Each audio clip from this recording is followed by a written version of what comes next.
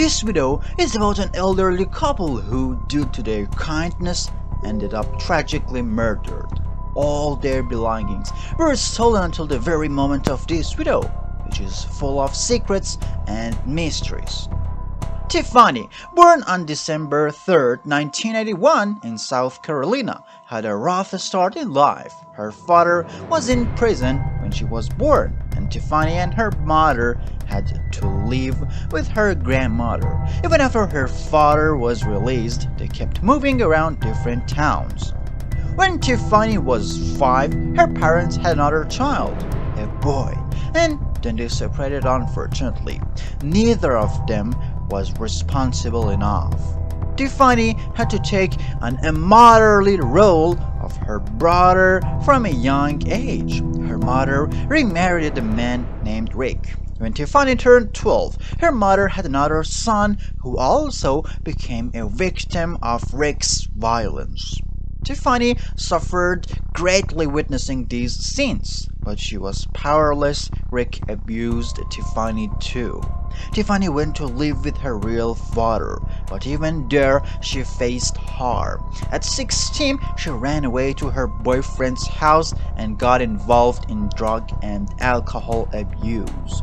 One day, she returned home and there was a neighbor, James Rigg, and his wife, Carol Seymour, who she considered friends.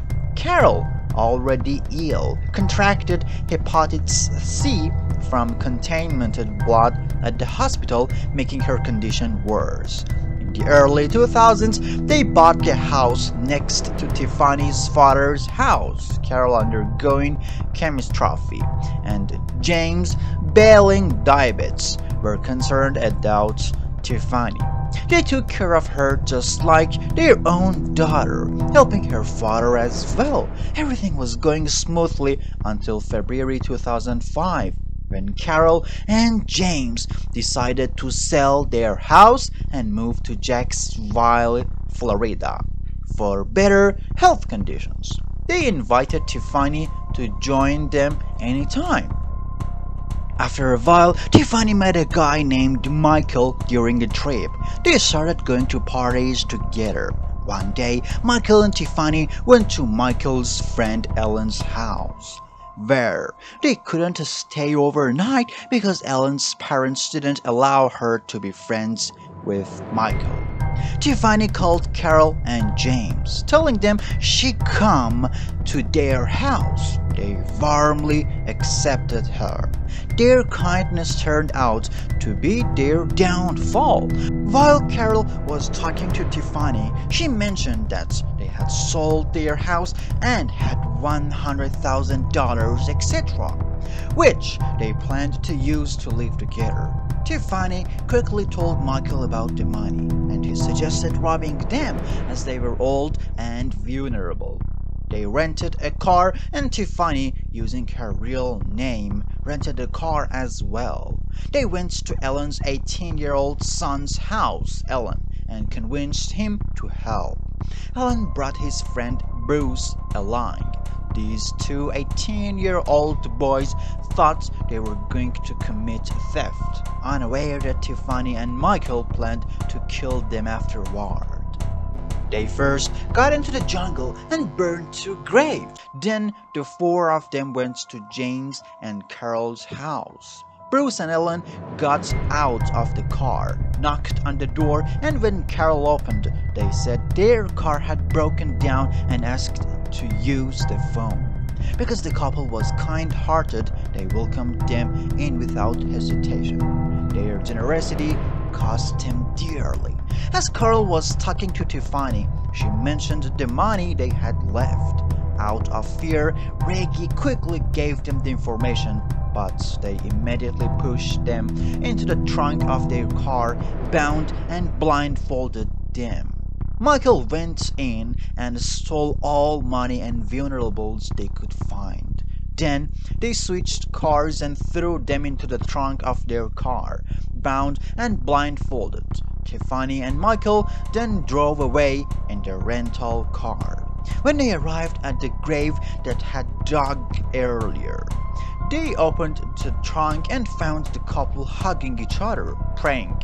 An elderly, sick, and helpless couple hugged each other, praying for mercy. Placed them at the edge of the grave and told them if they gave them the information, if they gave them the code, they couldn't harm them. Reggie, out of fear, quickly gave them the information, but they pushed them into the grave and began to bury them alive. Reggie and Carol were buried alive, choosing the worst and most painful death for them. They leave their car nearby and all pile into the rental car. Tiffany, Michael, and Ellen head to an ATM to withdraw money from Reggie's account. Then they go to a hotel, and the next day they rent a limousine to party and take pictures with the money they got from killing two people.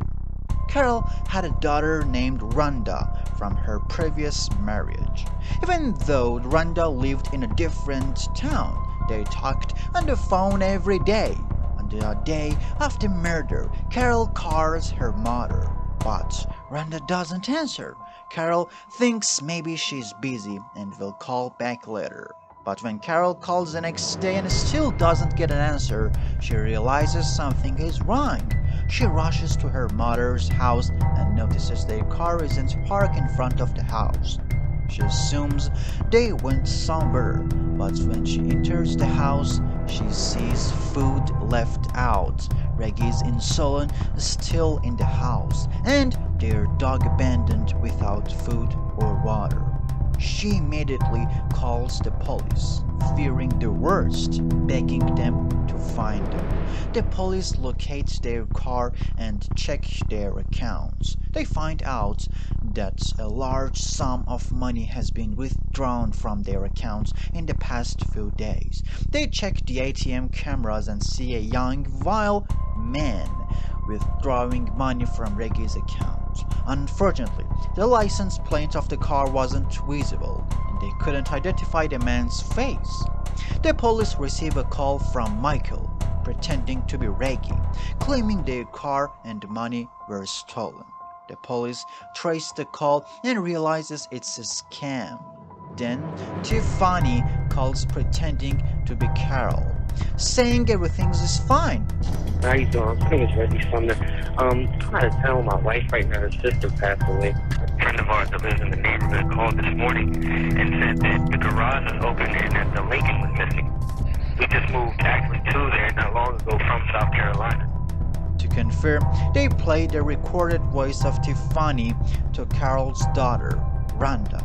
Rhonda denies that it's her mother's voice. The police check the phone record and find out that they had contacted a car rental company using the same number. They learn that a car was rented under the name Tiffany Cole. Rental company informs them that all their cars have GPS, so they can not only tell where the car is currently, but also provide a history of where it has been. On July 14th, using GPS, they arrest Tiffany, Michael, and Ellen at a hotel in South Carolina. Bruce was not with them at the time.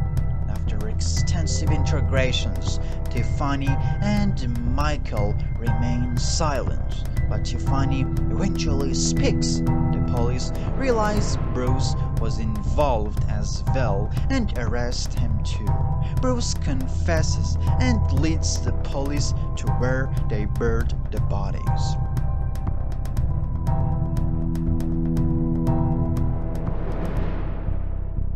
The court sentences Tiffany, Michael, and Ellen to death, while Bruce, due to cooperation with the police, receives a 35-year prison sentence. And that's the end of the case. If you're into crime stories and documentaries, subscribe to our channel because we'll be posting loads of videos every day. See you soon!